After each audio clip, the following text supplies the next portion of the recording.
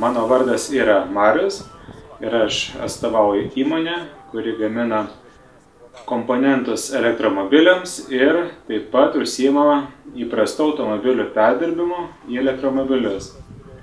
Ir dabar aš jūs norėčiau pristatyti mūsų paskutinį kūrinį. Tai yra Audi A2 automobilis, kuris yra perdirbtas mūsų įmonėje į elektromobilį. Pirmas turbūt klausimas, kuris iškyla, tai kodėl būtent pasirinktas šitas modelis A2. Tai yra galbūt keletas netgi tokių rimtų priežasčių. Tai pirmas dalykas, tai kad šitas automobilis yra pagamintas iš aliuminio. Tai yra, kad jisai yra lengvas ir ilgams, nes elektromobilis jisai, tokia transporto priemonė, kuri sukurta tarnauti ilgai. Ir jisai turi nesurūdyti, nesupūti po kažkiek tai laiko. Štai aliumininis kėbulas kaip tik tam tinkamas yra. Kitas dalykas, kuris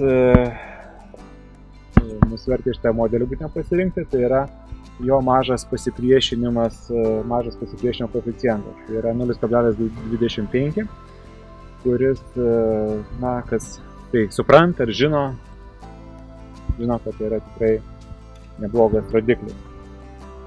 Aišku, yra nedidelė šito automobilio masė, nes tai irgi aktualu dėl to, kad nereikėtų didelės baterijos, nes yra žinia, kad kuo didesnis, sunkesnis automobilis, to reikalingas didesnis energijos šaltinis.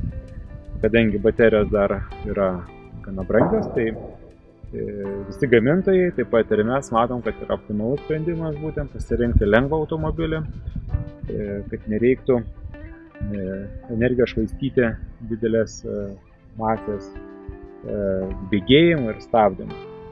Dar kas yra gerai, tai kad šitas automobilis turi daug visokių vietų, kur galima sumontuoti įrangą.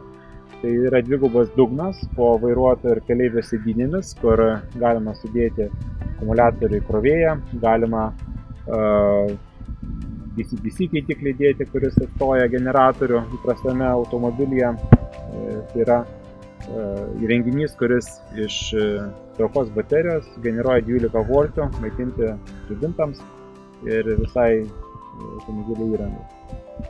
Ir šiaip yra pakankamai vietos sumontuoti traukos baterijos, nes yra pakankamai vietos ir po kapotu, ir po galinę sėdynę. Ir tai mums pavyko tai perdirbti, kad mes visiškai nesunaudojam erdvės salono ir krovinių skyrius yra išlikęs originalus, bagažinė neužimta baterijom ir ten galima be jokio kokybės, krovinių pervežimo pablogėjimo naudoti. Bet šitas automobilis turi jau kai kurios komponentus, kurie reikalingi elektromobiliui. Tai pirmas dalykas, išėjimus vidaus degimo variklį, tuo pačiu išimamas ir hidraulinis siurblys vairo stiprintuvo ir bakuminis siurblys reikalingas stabdžio stiprintuvui. Tai šičia elektrohidraulinis siurblys jau yra įmontuotas originaliai ir išėmus nereikia galvoti, ką dabar daryti ir ko jį pakeisti. Tiesiog reikia jį aktyvuoti ir jisai puikiausiai dirba. Tai yra pagrindiniai dalykai ir aš manau, kad tai yra tikrai rimti argumentai. Ir dabar papasakosiu, kągi mes padarėme. Taigi, originaliai čia buvo 1,4 litro benzininis variklis. Jis yra visiškai pašalintas ir į vietą yra sumontuotas mūsų gamybos asinchroninis 3 fazių variklis. Jo galingumas yra 80 kW ir sukimo momentas yra apie 200 Nm. Tai šitas automobilis su pilnai įkrauta baterija, kada jis gali įsibėgėti iki 100 km/h per maždaug 11-12 sekundžių. Jo maksimalus greitis yra 140 km/h. Nuvažiuoti užtenka įkrovos 100 km. Aišku, priklausomai kokiu greičiu važiuosi. Jeigu lėčiau, tai galima daugiau nuvažiuoti. Jeigu bus spaudžiamas didesnis greitis, 100-120, tai atstumas gali sumažėti iki 80 km. Na, bet mano reikmėm, pavyzdžiui, tai to visiškai pakanka kasdieninį ir šiuo metu naudoju tik tai šitą automobilį ir praktiškai kitas benzininis jau mėnesio laikas stovi nenaudojamas ir tiesiog neprireikia dar jo užvesti ir kažkaip tai važiuoti su juo.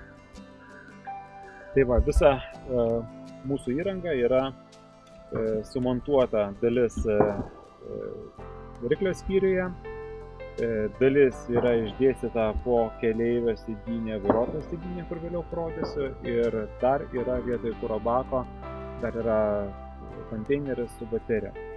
Viena dalis baterijų yra čia, šitoje dėžėje. Čia yra sudėta 21 celė 100 Ah ličio geležies fosfato baterijų. Kiekviena celė jinai turi kontrolės ir balansavimo įrenginuką, tai yra žalias plokštelės šitas. Jos matuoja kiekvieną celės įtampą, kontroliuoja, žiūri, stebi jų temperatūrą ir ta informacija perduoda centriniam įrenginiui, kuris jau priima sprendimus, ką daryti, ar reikia balansuoti, ar nutraukti pratimą, ar tiesiog reikia pranešti, kad baterijos baigėsi ir sustabdyti važiavimą. Tai va, po šitos dėžės apačia yra sumontuotas variklis. Jisai yra grinai originalaus variklio vietoje.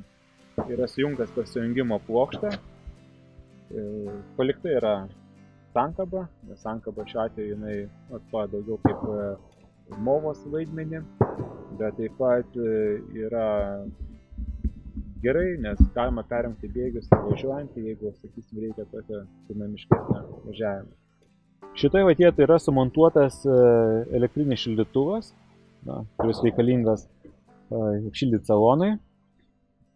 Jisai yra tiesiog tokiu paprastu principu veikia, yra tenas elektrinis ir jisai šildo vandenį ir tas vanduo cirkuliuoja per originalų pečiuko radiatorių ir tokiu būdu komforto sistema, kuri remontuota automobilį, jinai nieko neskiria, kad yra kitas variklis ir tiesiog viskas normaliai veikia ir funkcionuoja. Taip, šitoj vietoje stovi šitas elektrohidraulinis siurblys, kuris originaliai yra įmontuotas. Ir čia yra įdėtas vakuuminis siurblys, kuris reikalingas stabdžių stiprintuvui. Jisai yra panaudotas irgi nuo kito Audi modelio, nes šiandieninėse automobiliuose dažnai galima sutikti papildomą vakuuminį siurblį. Ir jisai puikiausiai tinka ir elektromobiliams. Kita baterija yra sumontuota po galinę sėdynę. Jinai yra po dugnu, tai vietoj, kur yra stovėjęs originalus kuro bakas. Čia, kaip ir minėjau, yra 25 celės ir jos išdėstytos irgi tokiai vietai pasirinkta, kad nebūtų sunaudota naudinga erdvė. Kiti komponentai tai yra krovimo įrenginys ir DC-DC keitiklis 12 V sistemą maitinti. Yra sumontuotas po keleivio sėdynę, tai nusimamas tas dangtis. Ir čia galima matyti yra krovikliai ir ten toliau yra DC-DC keitiklis. Tai kad yra tiesiog visiškai buvusi tuščia erdvė, čia tiesiog absoliučiai nieko nebuvo. Jeigu kitoje pusėje yra bent jau įdėti kompiuteriai, variklio, komforto kompiuteris, tai čia buvo visiškai tuščia ir tarsi jau paruošta kažkokiem tai ateities projektams. Ir štai mes kaip tik pasinaudojame šitą erdvę ir ją, manau, kad labai efektyviai išnaudojam. Toliau vietoj kuro bako dangtelio įmontavom elektros lizdą, kad tai yra labai patogi vieta tiesiog prisijungti kabelį ir krauti. Ir tiesiog dangtelis gražiai viską uždengia. Ir tiesiog krovimui naudojamas čia paprastas kabelis, įkišamas į buvusi kuro baką ir kitas galas rozetė. Tai tiesiog krovimas vyksta visiškai automatiškai. Jūs paliekate ir nereikia sukti galvos, iš ryto ateisite, baterija bus pilnai įkrauta, subalansuota, sutvarkyta ir kažką važiuoti. Čia yra jungtis skirta įkrauti bateriją per naktį 6 valandų režimu. Tačiau jeigu taip atsitinka, kad jums reikia įkrauti greičiau, sakysim, ir dienos metu, tai yra kita jungtis. Štai čia yra įmontuota jungtis greitam elektromobilių įkrovimui. Su išoriniu įkrovikliu galima šitą elektromobilį įkrauti per maždaug 1,5–2 valandas pilnai. Tai jeigu reikia kažkur, tai sakysim, greitai įsikrauti, reikia tik tai privažiuoti į tą vietą, kur yra tas įkrovimo renginys, arba tą įrenginį turėti su savim, bet aišku reikalingas ir 12 kW elektros tinklas, trifazis šiuo atveju. Jeigu anas krovimas galit bet kur nuvažiavę ar pas draugus įsikrauti, bet kokiai vietai iš bet kokios rozetės, tai šitas tai reikalauja jau tam tikrų elektros tinklo pajėgumų. Bet iš tos pusės, turint tokią vietą, sakysim, pasidarius, ar tai garaže, ar tai darbovietėje, tai labai praplečia elektromobilio eksploatavimo galimybės, nes per dieną galima jau nebe 100 km nuvažiuoti, bet ir 200 km, ir netgi mes darom tokį eksperimentą, tiesiog per pusę paros su juo nuvažiavę esam 200 km. Na, žinoma, iškyla žmonėms klausimas, ar tie akumuliatoriai nesugenda, kada juos įkraudinėjama greitu režimu, tai yra per valandą. Tai galim tikrai nuraminti, nes šita technologija ličio geležies fosfato leidžia baterijas įkrauti per valandą laiko visiškai jų negadinant. Ir tai yra jų nominali įkrovimo srovė. Taip kad dėl to galim būti ramus. Dar vienas dalykas, kas yra padaryta šitame automobilyje, jau elektromobilyje, tai yra pakeisti žibintai, net tiesiog nepakeisti, bet įdėti papildomi žibintai. Tai yra šviesos diodų dienos žibintai, tam, kad būtų mažiau suvartojama elektros energijos apšvietimui. Ir jeigu įprastos lemputės, jos sunaudoja maždaug 120 W energijos, tai šitie žibintai sunaudoja 10 W. Tai yra skirtumas yra 12 kartų.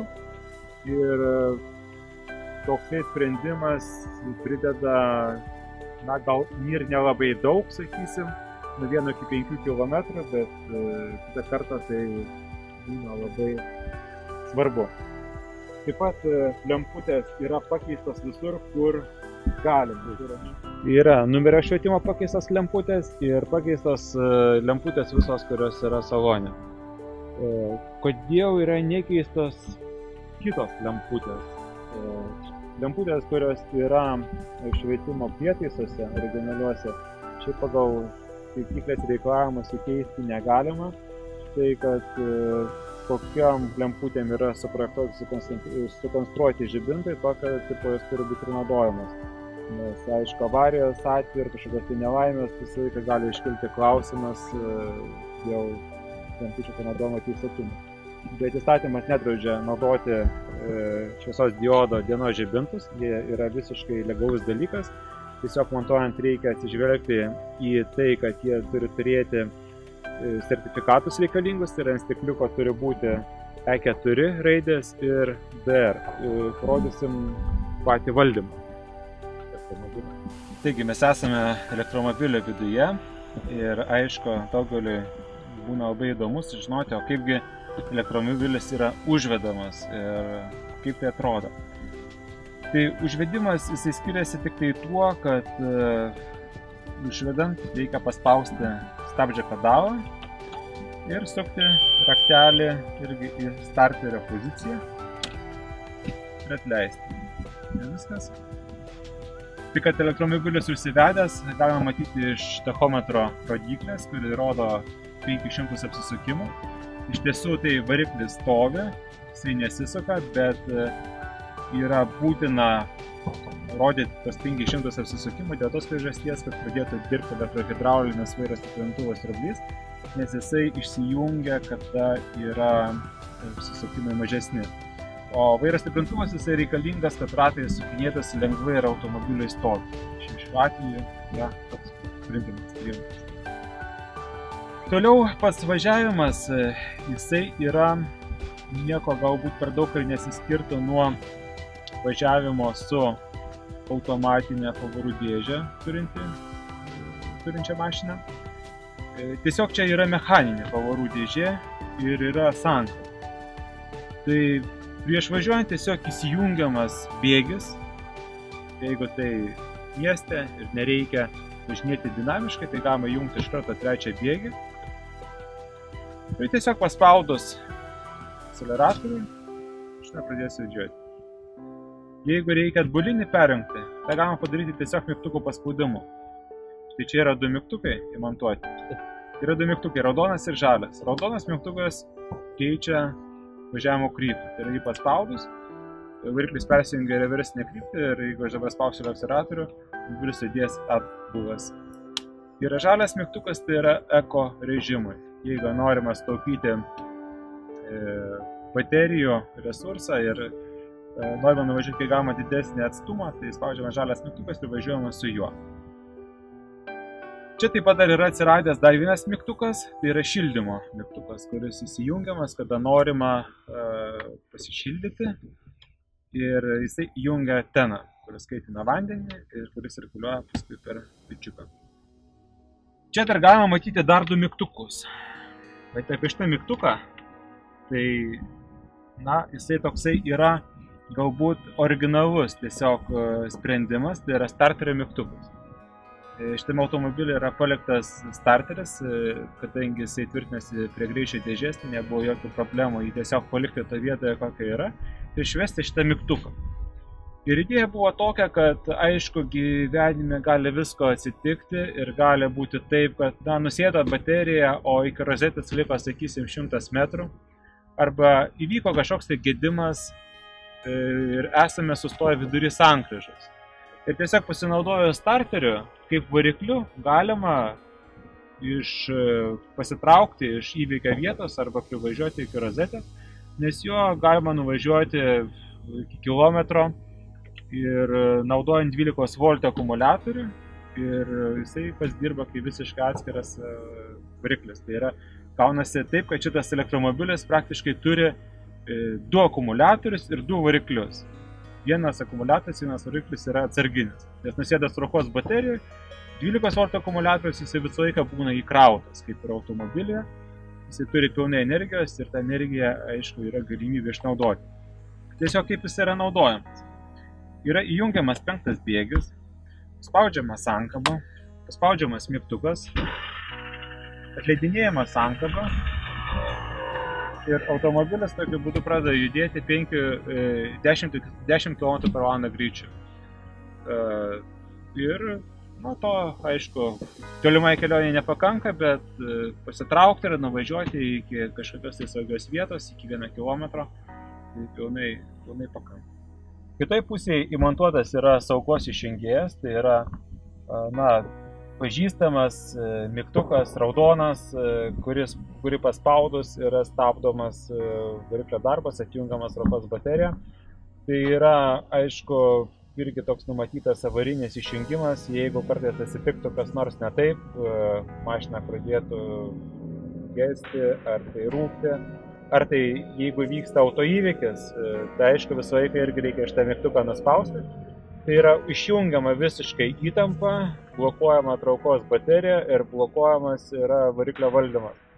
Ir jį išjungus automobilis sustoja, jeigu jisai važiuoja, o jeigu jisai stovi, tai su juo saugiai galima tada kažką tai daryti, gabenti, tempti ant travo, nebijant, kad kažkokia tai grandinė yra likusi aktyvuota. Šiame automobilyje yra paliktas originalus prietaisų skydelis ir tiesiog visi prietaisai esantis yra panaudoti. Čia, matom, yra tachometro rodiklė, jinai rodo elektros variklio sūkius. Čia yra vandens temperatūra, tai šiuo metu jinai yra padaryta, kad rodytų variklio temperatūrą. Čia yra kuro matuoklė, čia yra padarytas energijos matavimas. Tai irgi lygiai taip pat kaip ir su benzinu važiuojant, matom, kada jis baigėsi, ir čia galima matyti, kada baigėsi energija. Na, aišku, įprastas yra spidometras. Spidometra dar yra generatoriaus lemputė, jinai irgi atlieka tą pačią funkciją. Kada sugenda DC-DC keitiklis ir nėra kraunama 12 volto sistema, užsidega generatoriaus lemputė ir taip pat jinai signalizuoja ir kažkokį tai gedimą traukos bateriją. Arba jinai yra per daug išsikrovus, arba jinai yra perkrauta. Tiesiog įjungus, truputį palaukus, matom, kad visos rodiklės atgyja. Generatoriaus lemputė užgesa, reiškia krovimas veikia. Kaip jau minėjau, sūkius tachometras rodo 500. Tai yra minimalūs sūkiai reikalingi tam, kad sistema atpažintų, kad variklis yra užvestas. Nors realiai stovi variklis.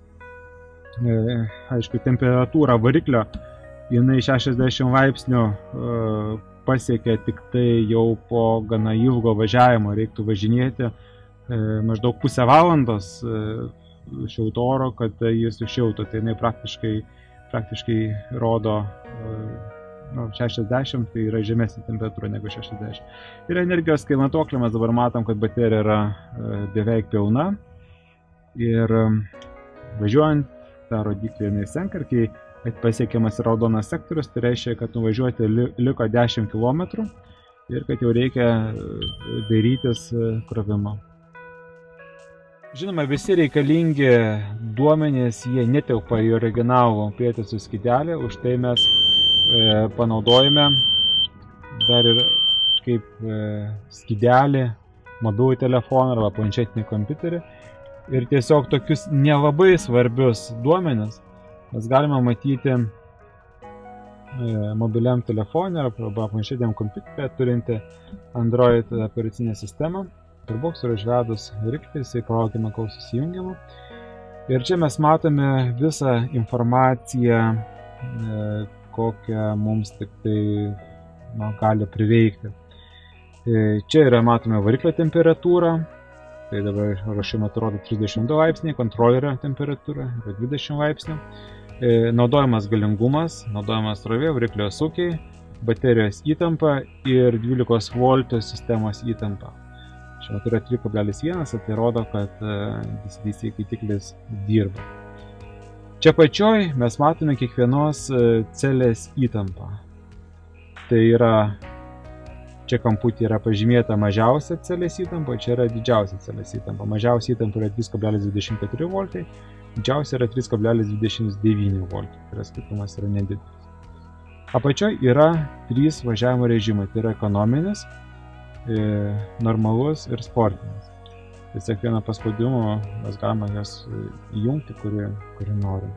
Ekonominis režimas reikalingas tam, kad sutaupyti maksimaliai energijos ir nuvažiuoti didžiausią atstumą.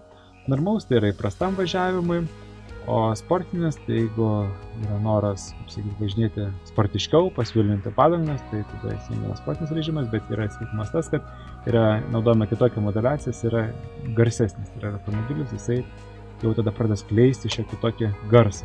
Normaliam ir ekonominiam režimuose automobilis yra visiškai tylus. Ir tiesiog įsitvirtina šitą, galima turėti šalia arba galima kas nuo karto tiesiog įsijungti, pasižiūrėti. Dar vienas atributas elektromobilio tai yra įprasta rozetė salone, ir šitą rozetę galima įkišti įvairius būtinus prietaisus, kurie, pavyzdžiui, mobilaus telefono pakrovėją, galima pajungti nešiojamo kompiuterio kroviklį, tai yra inventorinius keitiklius, kurie tinka amerikietiškai įtampai, tai yra nuo 110 yra iki 220 voltų diapazono darbo ir neturi transformatoriaus. Tai mes bandėm, puikiausiai veikia ir elektrinis grąžtas, pavyzdžiui, arba kampinis šlifuoklis, aišku, dirba mažesniu galingumu, bet kažkokius, tai sakysim, darbus galima atlikti. Tai yra, kaip sakant, elektromobilis, tai yra ir elektros jėgainė, visai eilė prietaisų, ir tai yra patogu, sakysim, kažkur tai keliaujant, ar tai atliekant kažkokius tai darbus. Tai va, ir dabar yra pats važiavimas. pati važiavimo pradžia, tai kaip ir minėjau, spaudžiamas stabdis, įjungiamas degimas, sūkius matom 500, tai reiškia variklis yra aktyvuotas. Dabar įjungus trečią bėgį, paspaudus akceleratorių, automobilis pradeda. Stabdymas vyksta įprastai, tiesiog paspaudžiam, sustojam, sankabos nieko spausti nereikia. Tiesiog važiuojama kaip automatą. Jeigu reikia reversuoti kryptį, tiesiog paspaudžiamas raudonas mygtukas, spaudžiamas akceleratorius ir kuris važiuoja atgal kryptu. Greičių dėžę galima išnaudoti, jeigu norima dinamiškai važiuoti, galima važiuoti ir jungiant pavaras. Pavyzdžiui, jeigu aš įsijungsiu pirmą pavarą ir pradėsiu gazuoti, tai turim vieną važiavimo tempą. Jeigu aš įsijungsiu penktą bėgį, galima pradėti ir penktų važiuoti. Bet automobilis jisai bėgėjasi lėčiau. Tai iš esmės yra toksai skirtumas. Bet sukimo momento pilnai pakanka ir pradėti važiuoti ir penktų bėgį. Tiesiog važiuoti reikia ramiai.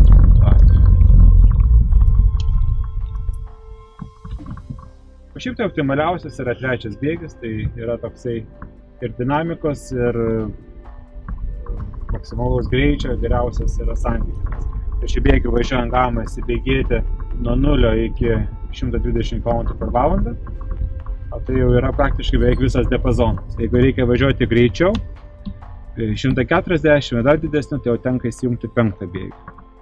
Antrų bėgių, galima važiuoti ir antrų bėgių. Tai yra itin jau toksai dinamiškas ir sportiškas važiavimas, jeigu dar... Taip, dabar aš įsijungiau sportinį režimą ir važiuoju antrų bėgius. Ir tai yra maksimalus automobilių dinamikos galimybės, kad galima gauti. Pažiūrėsim, kas iš to išeina.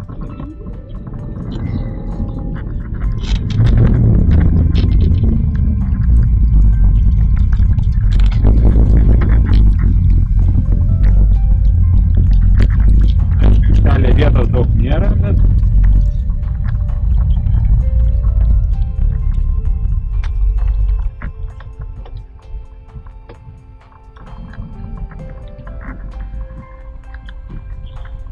jeigu trečių bėgių įsijungt, galima viską daryti ir trečių bėgių įsijungus, bet jisai šiek tiek lėčiau viską daro, bet irgi pakankamai.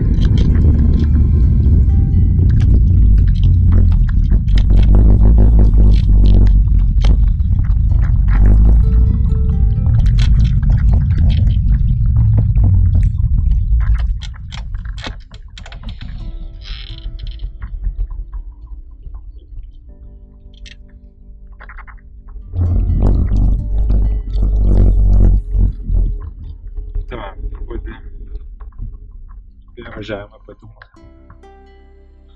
Toliau viskas kaip ir įprastame automobilyje. Visas valdymas, šviesos įjungimas, visa kita yra išlikę taip, kaip ir buvo originaliam. Ir šildymas, ir langų valdymas, viskas funkcionuoja, viskas veikia, kaip ir buvo prieš tai numatyta.